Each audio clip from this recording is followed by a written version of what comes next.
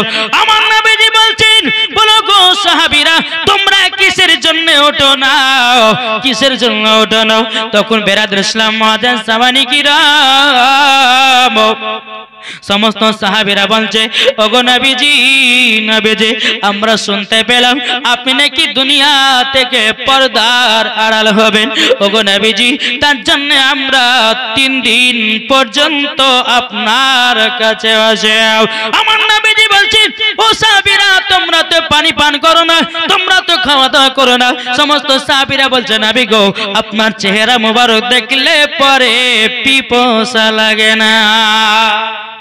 ওগো নবী, আপনার চেহারা মোবারক দেখলে পরে আমাদেরকে খিদা লাগে না।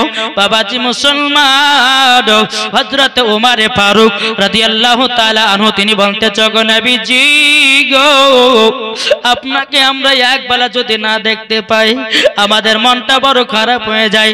ওগো নবীজি, আপনি তো দুনিয়া থেকে পর্দার আড়াল হচ্ছেন গো নবী, আমরা কবরে কিভাবে থাকবো? ওগো নবীজি, আপনার সঙ্গে কিভাবে সাক্ষাৎ করব?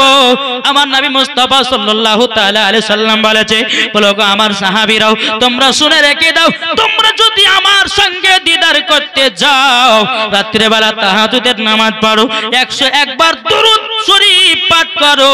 আমার নবীজি বলতেছে, সে যদি মুমিন মুসলমান হয়, আমার নবীজি স্বপ্নেতে দিদার করবে। তাই কবি বলতেছে, স্বপ্ন আমি দেখি সোনার মদিনা, জোরে হবে না? ও মন নবীর দেশে চলো না, জিয়ারত ওই মদিনা, স্বপ্ন আমি দেখি সোনার মদিনা। নবী আমার নূরের তরি, তু জাহানে নূরের রবি, জোরে বলুন। নবী আমার নূরের তরি, তু জাহানে নূরের রবি, সেই নবীকে দেখার পরে মন হলো মোর দিওয়ানা, স্বপ্ন আমি দেখি সোনার মদিনা। ও মন নবীর দেশে চলো না, জিয়ারত ওই মদিনা, স্বপ্ন আমি দেখি সোনার মদিনা। জোর বলুন সুবহানাল্লাহ। টাকা করি নাই যে আমার শখ জেগেছে মদিনা যাওয়ার, টাকা করি নাই যে আমার শখ জেগেছে মদিনা যাওয়ার, কত আশা আছে ওগো কবুল করো রব্বানা, স্বপ্ন আমি দেখি সোনার মদিনা। ও মন নবীর দেশে চলো না, জিয়ারতে ওই মদিনা, স্বপ্ন আমি দেখি সোনার মদিনা। জোরে কোন সুবহানাল্লাহ। বাবাজি সোনা মানিকেরা, এদিকে আবু বকর সিদ্দিক বলছে, বলে হুজুর গো, দুনিয়া থেকে পর্দার আড়াল হবে। হুজুর, ইয়া রাসূলুল্লাহ, ইয়া হাবিবাল্লাহ, নবী গো, কোন কোন ব্যক্তিরা জান্নাতি হবে আর কোন কোন ব্যক্তিরা জাহান্নামী হবে, হুজুর একটু যদি অনুভব দিতেন তো আমরা সেই রকম ভাবে চলতাম। আচ্ছা, সাহাবীরা কি কোনো গুনার কাজ করে? কোনো গুনার কাজ করে না, তবু বাবা কবরের কত ভয়। আর আমরা মুসলমান বাবা, হ্যাঁ, 5 ওয়াক্ত নামাজ সঠিকভাবে আদায় করতে পারি না, তবুও কিন্তু আমরা কবর ভয় করি না। কোন মানুষ যদি মারা যায়, কবরে মাটিতে যায়, কাল থেকে নামাজ পড়বো, মাটি দেওয়া শেষ, নামাজ পড়াও শেষ, ঠিক কিনা বাবা? যে মুসলমান সোনা মানিকেরা, আসুন, আমার নবীজি বলতেছেন, যার ভিতরে 4টা জিনিস থাকবে, যার ভিতরে 4টা জিনিস থাকবে, তার জীবনে মরার পরে জান্নাত তো দূরের কথা, জান্নাতের গেট পর্যন্ত দেখা তার নসিবে জুটবে না। আমার নবীজি বলতেছে সাহাবীদেরকে, বলে শোনো, এই 4টা জিনিস যার ভিতরে থাকবে সে কখনো জান্নাতি হবে না। হযরতে ওমর ফারুক রাদিয়াল্লাহু তাআলা আনহু তিনি বলতেছে, ওগো নবীজি, ওগো নবীজি, কি 4টা জিনিস? শুনতে রাজি আছেন? বেরাদার ইসলাম মুআজ্জিন সামানি কিরাম, 4টা জিনিস হলো, 1 নম্বর বাবাজি লোভ। কি বললাম? 1 নম্বর লোভ। 2য় নাম্বার বাবাজি কি? মুনাফিক। 3 নাম্বার হলো গীবাত। 4 নাম্বার হলো মিথ্যা কথা। এই 4টি যার ভিতরে থাকবে মরার পরে জান্নাতি হতে পারবে না। বেরাদার ইসলাম মুআজ্জিন সাহাবায়ে কিরাম, এ বাবা লোভ কাকে বলে জানা আছে? একটু একটু করে উদাহরণ দেব। লোভ তাকে বলে, আব্দুর রহমান 5 তলা বাড়ি করেছে, যদি ওই এরকম বাড়ি আমিও যদি করতে পারতাম বড় আনন্দিত হতো। আব্দুল সাত্তার কিনেছে 4 চাকা গাড়ি, আমি যদি 4 চাকা কিনতাম আমারও বড় আনন্দিত হতো। এটাই কে বলা হয় বাবা যে লোভ? পরের জিনিসের উপরই বাবা লোভ করা, এটা কি বাবা লোভ বলা হয়? আমরা কিতাবের মধ্যে একটা ঘটনা পড়েছিলাম বাবা, সেই কিতাবটার নাম বাবা জি তামির আদব। ওই কিতাবের মধ্যে একটা ঘটনা লেখা আছে, 3 লাখ আদমি, 3 বন্ধুর লোভের ঘটনা। কি বললাম? 3 বন্ধুর লোভের ঘটনা। 3 বন্ধু রাস্তাতে যাচ্ছে বাবা, 3 জোড়াতে 3টা সোনার ইট পেয়েছে। কি পেয়েছে? সোনার ইট। সোনার ইট পাওয়ার পরে এই 3 জন বন্ধু তো বলছে, হায় রে ভাই আমাদেরকে খুব খিদে লেগেছে, তো এক কাজ করি, হ্যাঁ তোরা 2 বন্ধু এখানে বসে থাক, আমি পাশেকার এলাকা থেকে 2টি খাবার নিয়ে আসবো, হ্যাঁ আমি 2টি খেয়ে আসবো, তোদের 2টা খাবার বাইন্ধে নিয়ে আসবো। আর যত সোনা পাক বাবা, যদি পেট ভরা না থাকে তো কোনো এনার্জি আছে না? আছে বেরাদার? ঠিক আছে, এদিকে 2 বন্ধু বসে আছে, একজন বাবা যে খাবার আনতে চলে গেছে গ্রামে, এদিকে 2 বন্ধুতে বাবা আলোপ আলোচনা করছে, বলে শোন ওই বন্ধুরা যখন খাবার নিয়ে আসবে না, ওকে গলা চিপে মেরে ফেলবো, তাহলে ওর ইটটা আমরা আধখান করে ভাগ পাবো, তাহলে আমার আর তোর 1.5 খান করে ইট সোনার ইট ভাগ হয়ে যাবে। এরা 2 বন্ধুতে আলোপ আলোচনা করছে। আর এই দিকে বাবা যে বন্ধুটা খাবার আনতে গেছে, ওই খেয়েছে, খাওয়া দাওয়ার পরে কিছুটা খাবার 2 বন্ধুর জন্য নিয়েছে। রাস্তাতে আস্তে আস্তে আস্তে বাবাজি তার নিয়তটা বদলে গেল, কি রে আমি যদি খাবারে বিষ মিশিয়ে দিতে পারি তাইলে পরে আমি ওই সোনার ইট খান 2টা পেয়ে যাব। এ কি করেছে বাবা, ওই খাবারে বিষ মিশিয়ে দিয়েছে। বিষ মিশিয়ে দেওয়ার পরে চলে যায় যেতে বন্ধুদের সঙ্গে সাক্ষাৎ, 2 বন্ধুতে মিলে তাকে আপনার মেরে ফেলেছে বাবা। মেরে ফেলার পরে বেরাদার ইসলাম মুআজ্জিন সাহাবায়ে ভাই খুব আনন্দিত, খুব খুশি, আমরা আধখান করে ইট সোনার ইট ভাগ পাবো, আগে চলো 2টি করে খাওয়া দাওয়া করে নি। যখনই বাবাজি 2 বন্ধুতে খাওয়া দাওয়া করতে গেছে, বাবাজি 2 জনাতে পটল তুলেছে, তাহলে সোনার ইট কেউ পাইলো? জি, লোভে পাপ, পাপে মৃত্যু, তাই না বাবাজি? লোভ জিনিসটা খুব খারাপ। আল্লাহ আপনাকে যেটা দিবে সেটা নিয়ে আপনাকে সন্তুষ্ট থাকতে হবে। পরের জমির উপরে, পরের বাড়ির উপরে, পরের গাড়ির উপরে, পরের টাকার উপরে লোভ করবেন না। লোভ করতে গেলে মরণ হবে বাবাজি। তাই 1 নাম্বার হচ্ছে লোভ, 2 নাম্বার হচ্ছে বাবাজি মুনাফিক। মুনাফিক কাকে বলে জানেন? কি গো জানেন? এখন দেখেন বলেছি এর কথা ওয়াকে লাগা, যেরকম এই মৌলানা সাহেবের সাথে আপনাদের মসজিদের ইমামের সাথে আমার বন্ধু তালি আছে, বুঝলেন? তো এখানকার মধ্যে আছে বলছে মৌলানা ওবায়দুল ইসলাম, আমাদের মসজিদের ইমাম সাহেব কি বলে জানেন? বলে আপনাকে পেলে পরে কেলাতো। আমার সামনে এসে বলছে, আর আমার সামনে কথাটা বলার পরে আপনাদের ইমাম সাহেবের কাছে গিয়ে বলছেন, জানেন মৌলানা ওবায়দুল ইসলাম কি বলেছে? আপনাকে পেলে পরে আপনাকে ধরে কেলাতো। তাহলে 2 জনের ভিতরে মহব্বত জন্মাবে না ঘৃণা জন্মাবে? যখন বাবা 2 জনের ভিতরে 2টা কথা লাগিয়ে দিলাম, যখন সামনে পড়বে বাবা দেখলে পরে রাগ ধরবে, ধরবে কি ধরবে না? কেন? কিন্তু আমিও বলিনি আর আপনাদের মসজিদের ইমামও বলেনি, হ্যাঁ। তো বেরাচ্ছেন 2 জনের ভিতরে ঝামেলা শুরু করে দিল, এর মধ্যে থেকে পালিয়ে গেল বাবাজি। কিন্তু এই মানুষটা 2 জনের কাছে সমান সমান থাকলো বাবাজি। এটাই হচ্ছে মুনাফিকি কাজ করা। বেরাদার ইসলাম, মানুষ যেখানে থাকবে যেই মানুষের নামে আপনি মুনাফিকি কাজ করবেন বাবাজি, মুনাফিকি কাজ করবেন না। যারা মুনাফিকি কাজ করবে মরার পরে জান্নাত তো দূরের কথা, জান্নাতের গেট পর্যন্ত দেখা তার নসিবে জুটবে না। তাহলে 1 নাম্বার লোভ, 2 নাম্বার কি মুনাফিক, 3 নাম্বার হচ্ছে বাবাজি গীবাত। হ্যাঁ, গীবাত করা হচ্ছে জিনাত থেকে মহাপাপ। গীবাত করা হচ্ছে জিনাত থেকে মহাপাপ। যে সমস্ত ভাইরা গীবাত গায়, গীবাত কাকে বলে? এ দেখেন আপনাদের মসজিদের ইমাম সাহেব এখানে 5 ওয়াক্ত নামাজ পড়ায় না? যখন ইমাম সাহেব ছুটিতে বাড়িতে গেছে, যাওয়ার পরে বলছে ওই ইমাম সাহেব ডিউটি করে না, ওই ইমাম সাহেব ঠিকভাবে মসজিদে ডিউটি করে না।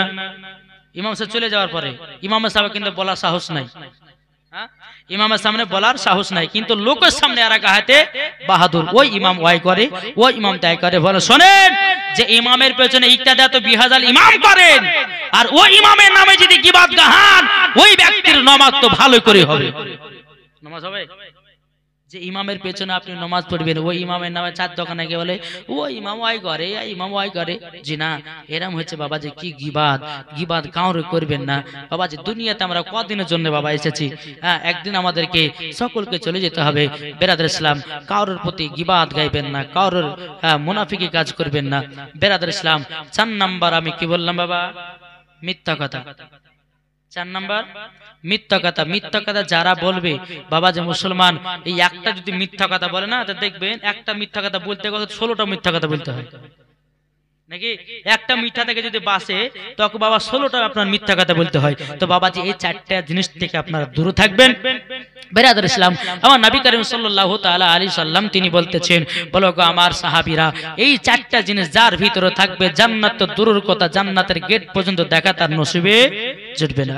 বেরাদর ইসলাম, মুআদ্দাস জামানে কেরাম, এই রকম ভাবে বাবাজি আমার নবী মুস্তাফা সাল্লাল্লাহু তাআলা আলাইহি সাল্লামের বাবাজি আস্তে আস্তে বাবাজি আপনার কি নাও ইন্তিকালের টাইম হয়ে আসতেছে। বেরাদর এ সোনা মানিকের, ওগো আবার মা খালো, শুনে যান মা, রাতের বেলা গো মা জননীর, এদিকে বেরাদার হযরতে বেলাল রাদিয়াল্লাহু তাআলা আনহু আমার নবীর সম্মুখে এসে বলছো, গো নবীজি গো, ওগো নবীজি, আপনাকে আমরা যদি একবেলা দেখতে না পাই, আমরা থাকতে পারি না।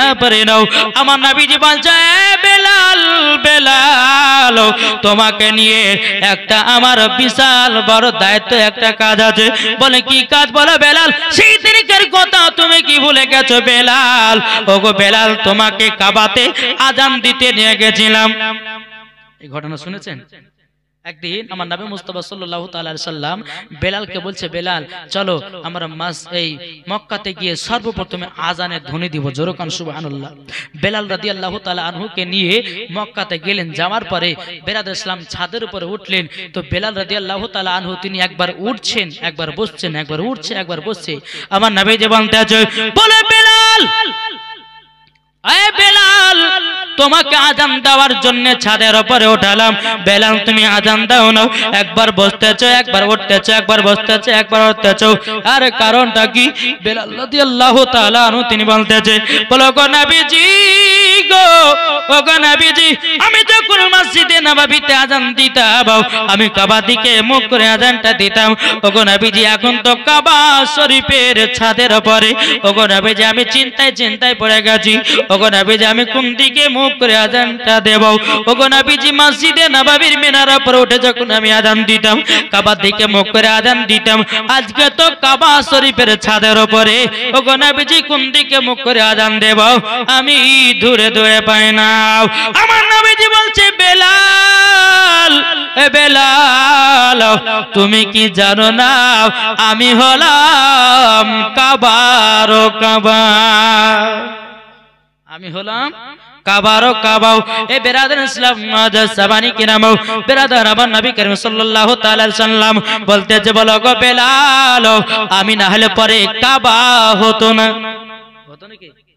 নবী না হলে পরে নামাজ পেতাম না, নবী না আসলে পরে কোরআন পেতাম না, নবী না আসলে পরে বাবাজি হাদিস পেতাম না। বেরাদার আমার নবীজি বলছে, বেলাল তুমি আমার দিকে মুখ করে আজানটা দাও। জোরে বলুন সুবহানাল্লাহ। তাই কবি বলতেছে, চন্দ্র সূরজ গ্রহ তারা চলে নবীজির আঙ্গুলের ইশারায়, চন্দ্র সূরজ গ্রহ তারা চলে নবীজির আঙ্গুলের ইশারায়। দোসরা কোনো মাবুদ নাই, দোসরা কোনো মাবুদ নাই, ইয়া কাল্লা ইয়া মুহাম্মদ মুস্তাফা নবী সাল্লি আলাইহি, ইয়া মুহাম্মদ মুস্তাফা নবী কমলে বালাও কে বলে নবীজি সোনার পুতুল কে বলে নবীজি গোলাপের বল কে বলে নবীজি সোনার পুতুল কে বলে নবীজি গোলাপের বল দোসরা কোনো মাবুদ নাই এক আল্লাহ ইয়া মুহাম্মদ মুস্তাফা নবী সাল্লি আলা ইয়া মুহাম্মদ মুস্তাফা নবী সাল্লি আলা আল্লাহুম্মা সাল্লি আলা সৈয়দনা মাওলানা মুহাম্মদ ওয়ালা আলি সৈয়দনা মাওলানা মুহাম্মদ সাল্লাল্লাহু তাআলা আলাইহি ওয়াসাল্লাম। বাবাজি সোনা মানিকেরা, তো আমার নবীজি বলছে বেলাল, বেলাল তুমি তো মসজিদে নববীর মুয়াজ্জিন। বেলাল গো, আমি যখন দুনিয়ার পর্দার আড়াল হব, বেলাল তুমি কি মসজিদের মুয়াজ্জিন আযান দিতে পারবে না? বেরাদর ইসলাম মুআজ্জিন সামানি কেরাম, বেলাল রাদিয়াল্লাহু তাআলা আনহু তিনি বলতে গো নবীজি, ও গো নবীজি আপনি না থাকলে পরে আমিও বেলাল আযান দিতে পারবো না। বেরাদার এইরকম ভাবে একের পর এক সাহাবীরা আসছেন। এইরকম বেরাদার ইসলাম যখন আমার নবী মুস্তাফার ইন্তিকালের টাইম যখন বাবা আসলেন, আমার নবী মুস্তাফা পর্দার আড়াল হবেন, এই সময়তে আমার নবী করিম সাল্লাল্লাহু তাআলা আলাইহি সাল্লামের শরীর মুবারকে বাবা জ্বর চলে এসেছেন হালকা হালকা। এদিকে আমার নবী করিম সাল্লাল্লাহু তাআলা আলাইহি সাল্লাম বলতেছে, বলে এই বিবি আয়েশা এক কাজ করো না, আমার বিটি ফাতেমাকে একটু ডেকে দাও। শুনছেন না বেরাদার, মা আয়েশা রাদিয়াল্লাহু তাআলা আনহা তিনি কি করলেন, তিনি খাতুনে জান্নাতকে ডেকে বলছে, এই খাতুনে জান্নাত তোমার আব্বা হুজুর ডাকতেছে, কিসের জন্য যাও? খাতুনে জান্নাত মা ফাতেমা রাদিয়াল্লাহু তাআলা আনহা তিনি বাবাজি এক পা দু পা করে ভিতরে প্রবেশ করেছে। প্রবেশ করার পরে আমার নবী মুস্তাফা খাতুনে জান্নাতকে সিনাতে লাগিয়ে নিয়েছে। জোরকান সুবহানাল্লাহ। সিনাতে যখন বাবা লাগিয়ে নেওয়া, নবী আমার কি জানো বললেন, বলার পরে খাতুনে জান্নাত তিনি বাবাজি কান্না করতে লাগলেন। আবার কান্না যখন করতে লাগা, আবার একটু বলছে, বেটি আবার সিনাতে লাগো। আবার খাতুনে জান্নাত মা ফাতেমা রাদিয়াল্লাহু তাআলা আনহাকে বাবাজি আবার যখন সিনাতে লাগালেন, আবার যেন আমার নবীজি কি কথা বললেন, খাতুনে জান্নাত তিনি হাসা করতে লাগলেন। বেরাদর ইসলাম হাসতে লাগলেন। আবার খাতুনে জান্নাতকে আবার সিনাতে লাগালেন। আবার জানো কি কথা বললেন, বলার পরে খাতুনে জান্নাত আবার কান্না করতে লাগলেন। এদিকে মা আয়েশা রাদিয়াল্লাহু তাআলা আনহা তিনি বাবাজি আপনারা দেখতেছেন কি ব্যাপার, বাপ বিটির ভিতরে আপনার কি চলতেছে। এদিকে বেরাদর ইসলাম কে যেন দরওয়াজায় খটখট খটখট করে আওয়াজ দিতেছে। খাতুনে জান্নাত মা ফাতেমা রাদিয়াল্লাহু তাআলা আনহা তিনি বলতেছেন, কে এসেছে গো, তোমরা ফিরে যাও। তখন ওই দরওয়াজার কাছ থেকে একবার আওয়াজ আসতেছে, বলে আমি একজন মক্কার একজন আরবি এসেছি। বলে আরবি, বলে আজকে চলে যান, আমার আব্বা হুজুরের সঙ্গে পার্সোনাল কথা চলতেছে। আমার যখন বাবা প্রথম দিন চলে যাওয়ার পরে আবার নবী মুস্তাফা সাহেবে কোরআন বেরাদর ইসলাম জগৎ খাতুনে জান্নাত, তবে শোনো গো শোনো, তবে শোনো তুমি যে কান্না করতে লেগেছো বেটি, চিন্তা করো না, আমি যখন দুনিয়া থেকে পর্দার আড়াল হব, ও গো বেটি আমার ইন্তিকালের পরে 6 মাস পরে তোমারও ইন্তিকাল হবে। এ বেরাদর ইসলাম মুআজ্জিন সামানি কিরাম, এই কথা বলতে বলতে বলতে বাবা আর একদিন আপনার চলে আসলো, দরওয়াজায় কে যেন খটখট করে আওয়াজ দিতেছে। আবার খাতুনে জান্নাতকে বলতেছে, বলে কে এসেছে গো, কে এসেছেন বলেন না। বলে আমি কালকের ওই আরবিটা এসেছি। বলে আজকে ঘুরে যান, আজকে আমার আব্বা হুজুরের সঙ্গে কথা চলতেছে। বিরাদর ইসলাম মুআজ্জাজ সামানিকরাও, আমার নবীজি বলতেছে, বলো গো বিটি ফাতেমা, তোমার ইন্তিকাল পরে এ বিটি ফাতেমা, কাল কিয়ামতের ময়দানে আমি তোমার জায়গা তোমার সঙ্গে 3 জায়গাতে দেখা করব। একটা হলো হাসরের ধারে, একটা হলো ফুলসিরাতের ধারে, একটা হলো মিজানের ধারে। 3 জায়গাতে কথা দেখা সাক্ষাৎ হবে বিটি, চিন্তা নাই। আবার বাবা 3 দিন হয়ে গেল, আবার আরবি এসে বাবা দরওয়াজা খটখট করে আমার দিতেছে। আমার দেওয়ার পরই বিরাদর ইসলাম মুআজ্জাজ সামানিকিরা, আমার নবীজি বলতেছে, বলে এই বেটি ফাতেমা, একটা মানুষকে কবার ঘুরিয়ে দাও মা, আজকে চলে যেতে বলো না, আজকে ঢুকতে বলো। বলো বেটি তুমি পর্দার আড়ালে হয়ে যাও, যিনি এসেছে তার সঙ্গে কথা বলতে দাও। খাতুনে জান্নাত পর্দার আড়ালে গেলেন, দরওয়াজা খুলে দিলেন। বাবাজি হযরতে ইসরাইল আলাইহিস সালাম, যেরকম সুবহানাল্লাহ, আমার নবীর সম্মুখে বাবা হাজির।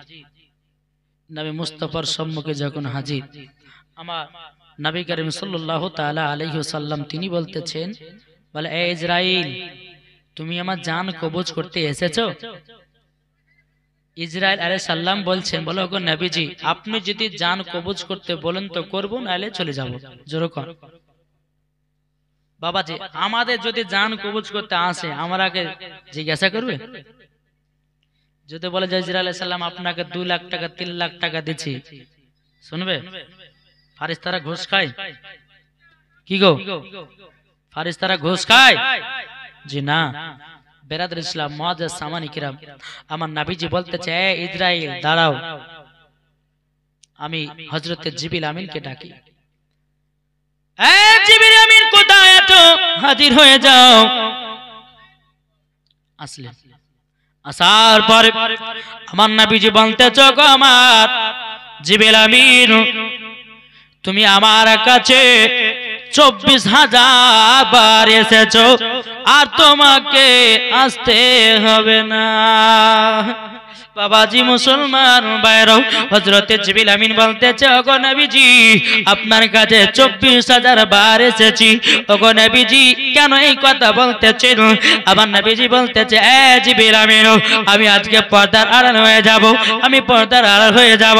হযরতে জিবরিল আমিন তিনি বলতেছেন, বলো গো নবীজি গো, আপনার কাছে আমি 24,000 বার এসেছি গো নবী, আপনাকে যখন আমি আর পাবো না, আমার মনটা এতটাই যেন আপনার কিনা বেদনায় কান্না করবে।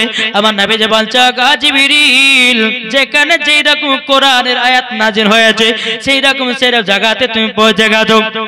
বলো গো আমার জিবরিল আমিন, তবে এক কাজ করো না, তুমি আমার সম্মুখে এক নয় 2 নয়, তুমি আমার সম্মুখে 22টা খতম তোলো। কটা? এই কটা গো? 22টা খতম।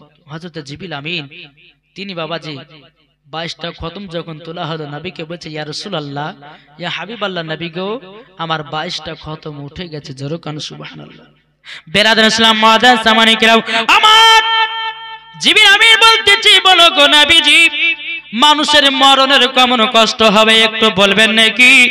আমার নবীজি বলতেছে, বলো গো আমার জিবরিল আমিন, তবে শোনো গো শোনো, যারা ঈমানদার মানুষ হবে তাদের মরণ হবে আলাদা, যারা বেঈমানদার হবে তাদের মরণ হবে আলাদা।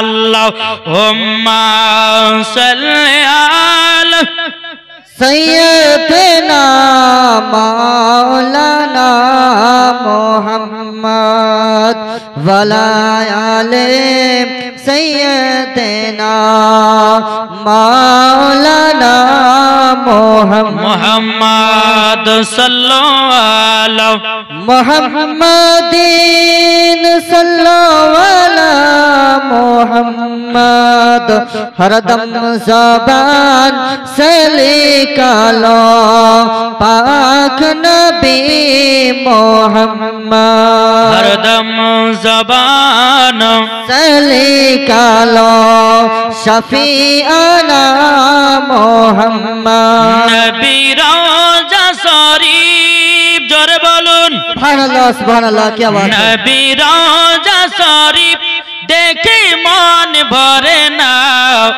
नबी रोजा शरीफ देखे मन भरे ना, दीदार दाओ गो शाहे मदीना, दीदार दाओ गो शाहे मदीना।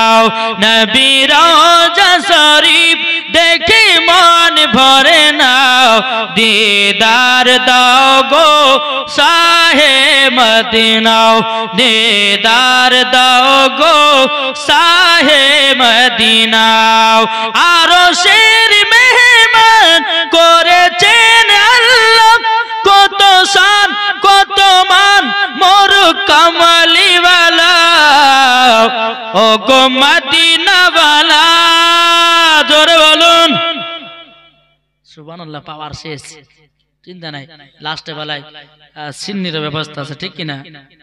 ও গো মদিনাওয়ালা শোনেও শোনো না, ও গো মদিনাওয়ালা করো করুণা, दीदार दाओ गो शाहे मदीना, दीदार दाओ गो शाहे मदीना। नबी रोजा शरीफ देखे मन भरे ना, दीदार दाओ गो शाहे मदीना। जरा बोलूं बाबाजी मुसलमान भाईराव ए सुनामानी केराव एबर बेरादर इस्लाम हजरत जिब्रील आमीन বললেন ইয়া রাসূলুল্লাহ ইয়া হাবিবাল্লাহ নবী গো আমি 22টা খতম তুলে দিয়েছি। 22টা খতম। বিরাদার আমার নবীজি বলছে এ জিবরিল আমিন আর তোমাকে আমার দরবারে আর আসতে হবে না, আমি দুনিয়া থেকে পর্দার আড়াল হতেছি। এ জিবরিল আমিন যাও, তোমার কাজ শেষ। কিন্তু জিবরিল আমিন বলছে ইয়া রাসূলুল্লাহ যাওয়ার আগে আমি কিছু আপনার কাছে তথ্য জানতে চাই। ইয়া রাসূলুল্লাহ যারা আপনাকে মহব্বত করবে তারা কি আপনার, যারা আপনার দিওয়ানা হবে তারা কি জান্নাতি হবে? আমার নবীজি বলছে এ জিবরিল আমিন শোনো, এ জিবরিল আমিন তারাই হবে জান্নাতি।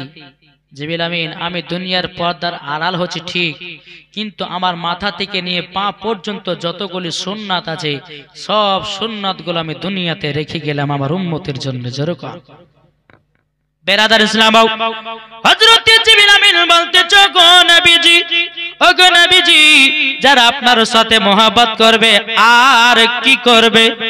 আমার নবীজি বলতেছে এ জিবরিল আমিন যারা ওলা আপনার কিনা আলেম ওলামাদেরকে মহব্বত করবে, আমার নবীজি বলেছে আলেম ওলামার মধ্যে থেকে নবীকে পাওয়া যাবে। জোরে বলুন না সুবহানাল্লাহ। জিবরিল আমিন তিনি বলতেছেন ইয়া রাসূলুল্লাহ ইয়া হাবিবাল্লাহ নবী গো ইমানদারের মরণ কেমন হবে, বেঈমানদারের মরণ কেমন হবে? আমার নবীজি বলতেছি বলো গো আমার জিবরিল আমিন ইমানদারের মরণ এমন একটা হবে যে ইমানদারের যখন মরণ টাইম হবে ওই ইমানদারের জানটা এমন ভাবে যাবে একটা বাচ্চা ছেলে দুধ পান করতে করতে যখন বাবা ঘুমায়া যায় ওই রকম ইমানদারের মরণ হবে। জোরে বলুন না সুবহানাল্লাহ। জিবরিল আমিন বলতেছে ইয়া রাসূলুল্লাহ ইয়া হাবিবাল্লাহ নবী গো, ও গো নবীজি বেঈমানদারের মরণ কেমন হবে? আমার নবীজি বলতেছে বলো গো আমার জিবরাইল বেঈমানদারের যখন মরণ হবে তিনার বুকে যখন হযরতে ইসরাইল আলাইহিস সালাম যখন হাত চড়াবে মনে হবে যে সারা পৃথিবী তার বুকের উপরে চড়েছে। এ ভাই সোনা মানিকেরা বেঈমানদার হয়ে মরো না, ঈমানদার হয়ে মরো, মরার পরে জান্নাতি হয়ে যাবে। জোরে বলুন না সুবহানাল্লাহ। এদিকে যখন জিবরিল আমিনের সঙ্গে কথাবার্তা যখন বাবা বলা যখন হয়ে গেল, হয়ে যাওয়ার পরে আমার নবীজি বলতেছে ইসরাইল আলাইহিস সালাম এবার আপনার কাজ শুরু করুন।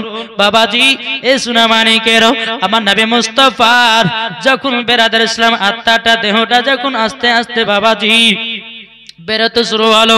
হযরত জিবরিল আমিন বাবা তিনি আপনার উদাহরণ দিয়েছে আমার নবীজির জানটা কবজ কেমন ভাবে করা হয়েছে। একটা আসমানি বাবা যখন চাঁদ থাকে ওই চাঁদের সময় দেখবেন একটা আবহাওয়া ধরে বাবাজি, আবহাওয়াটা যদি চাঁদের মুখের সামনে চলে আসে বাবা অন্ধকার হবে না আলা হবে?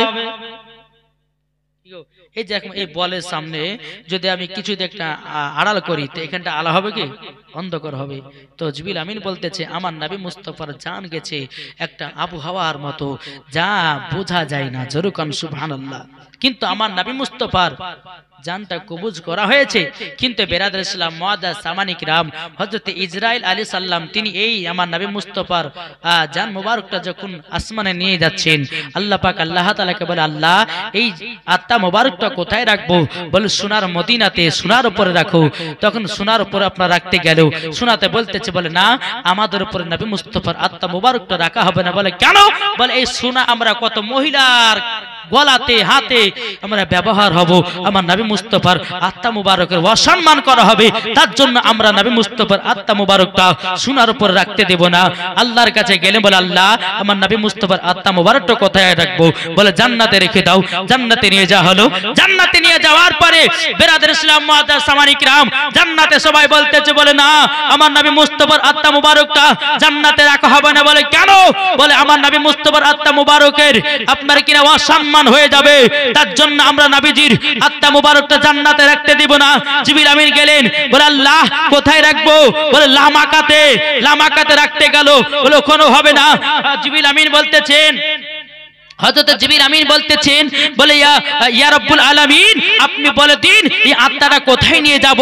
আমার আল্লাহ পাক আল্লাহ তাআলা বলতেছে বলে এই ইসরাইল আলাইহিস সালাম শোনো এই আত্মাটা নিয়ে যাও, যেখান থেকে নিয়ে এসেছো আবার ওই জায়গাতে রিটার্ন দিয়ে দাও। জোরে বলবেন না? তারই জন্য আমার নবীকে বলা হয় হায়াতুন নবী, জিন্দা নবী। জোরে বলেন। আমার নবী মুস্তাফা শুধু পর্দার আড়াল হয়েছে, আমার নবী মুস্তাফা এখনো বাবাজি জিন্দা আছে। জোরে বলেন। একজন ওয়াহাবি বলছে যে মৌলভী সাহেব আপনি যে বললেন যে নবী হাজির ও নাজির আপনি দেখে দিতে পারবেন? আমি যে হ্যাঁ পারবো।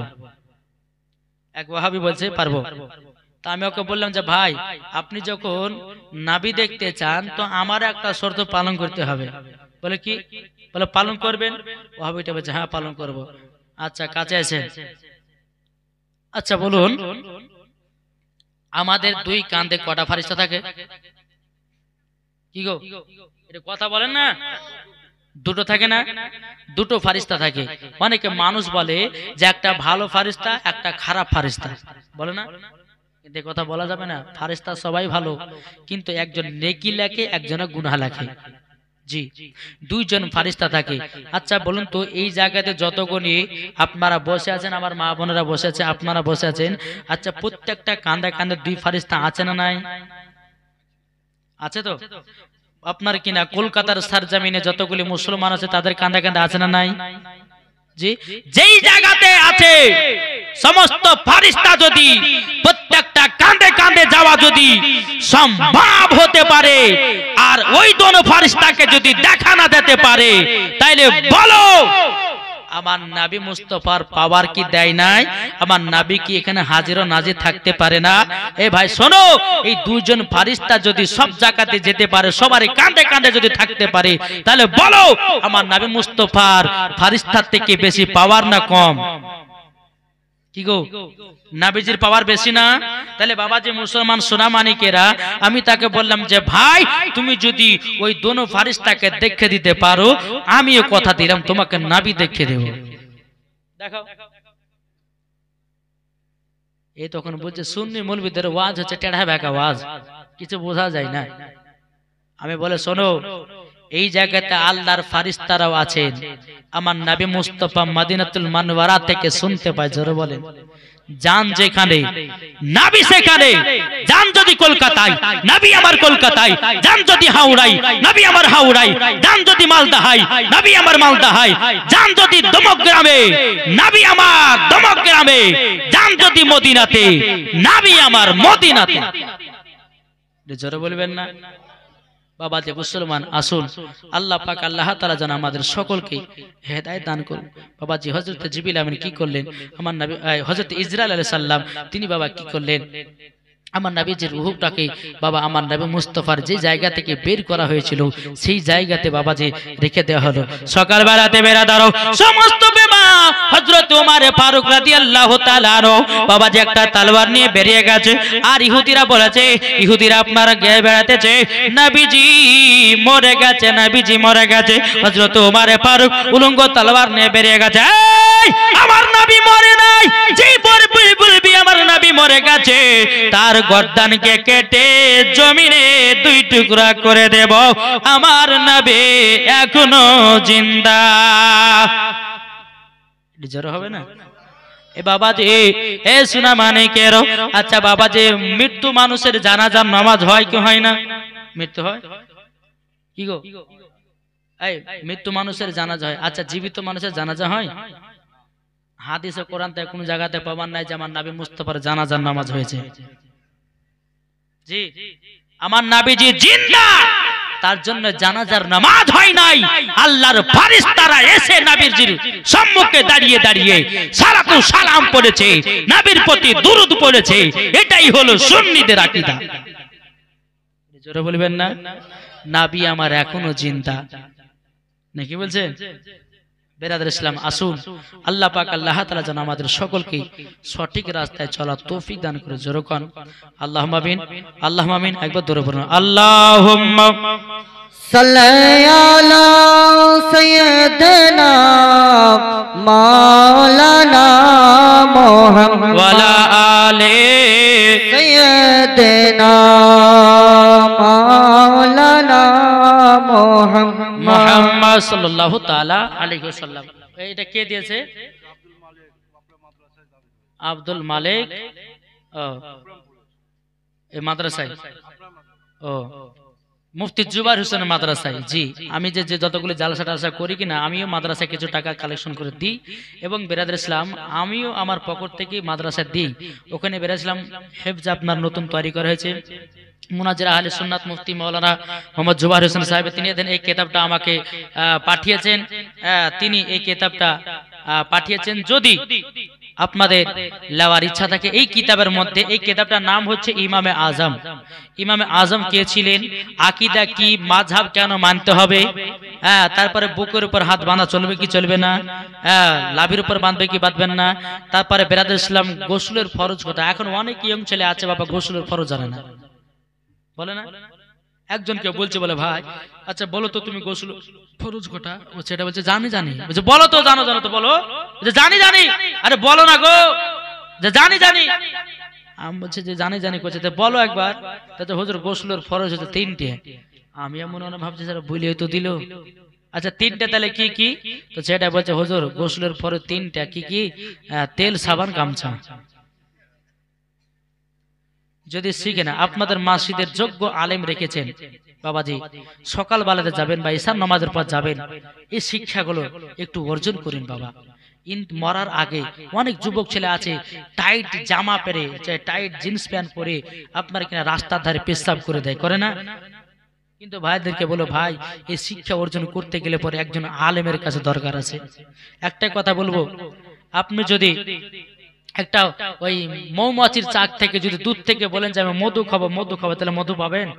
যে মধু খেতে গেলে পরে ওই মৌমাছির চাকটাকে পাড়তে হবে, মৌমাছি ভাল লাগালাকে উড়াইতে হবে, তারপরে মধু চিপে বের করতে হবে। তো আলেমেরা হচ্ছে ঠিক, আলেমকে গিয়ে একটুখানি আপনি বলবেন যে হুজুর এটার মানে এটা বুঝিয়ে দেন, তা আপনাকে বিত্তাফসিল বায়ান করে বুঝিয়ে দিবে। যেরকম সুবহানাল্লাহ। কিন্তু আমরা বাবা গাফিলাতি করি, ইমামদের দোষ দিই। ইমামদের দোষ দিবেন না, ইমামদের কাছে যাবেন, বসবেন, দেখবেন, শিখতে পারবেন। বিরাদর ইসলাম মুআজ্জাজ সামানিক রাম, তো এই কিতাবটার নাম হচ্ছে ইমামে আজম, মুনাজির আহলে সুন্নাত মুফতি মাওলানা মোহাম্মদ জুবাইর হোসেন রেজভী সাহেব। তিনি এই কিতাবটা নিজে আপনার তৈরি করেছে। আপনার বুখারী, তিরমিজি, আবু দাউদ, ইবনে মাজাহ সমস্ত কিতাব থেকে হাওয়ালা দেওয়া আছে, যে আপনার ক্যাম্প করা চলবে কিনা। আপনাদের এলাকাতে কালকে না কবে বলছিলেন যে ক্যাম্প করলে পরে ফজর সময় বলেছে কি কীর্তন গা হয়েছে, যেরকম আস্তাগফিরুল্লাহ। আরে ভাই ক্যাম্প করেছে নবীর সাহাবীরা। কে করেছে? নবীর সাহাবীরা ক্যাম্প করেছে। আর ইয়ারা বলে কিয়াম বলে ধুরে পাই না। কিয়াম মানে হলো দাঁড়ানো, আমরা দাঁড়িয়ে দাঁড়িয়ে নবীর প্রতি সালাত ও সালাম পড়ি, জোরে বলে জি। তারপরে বেরাদুল ইসলাম এই গোসলের ফরজ কটা, উজুর ফরজ কটা এটার মধ্যে পাবেন। আর একটা মা বোনদেরকে বলবো, মা বোনেরা এই কিতাবের মধ্যে আপনাদের কয়েকটা মশলা মাসাইল আছে,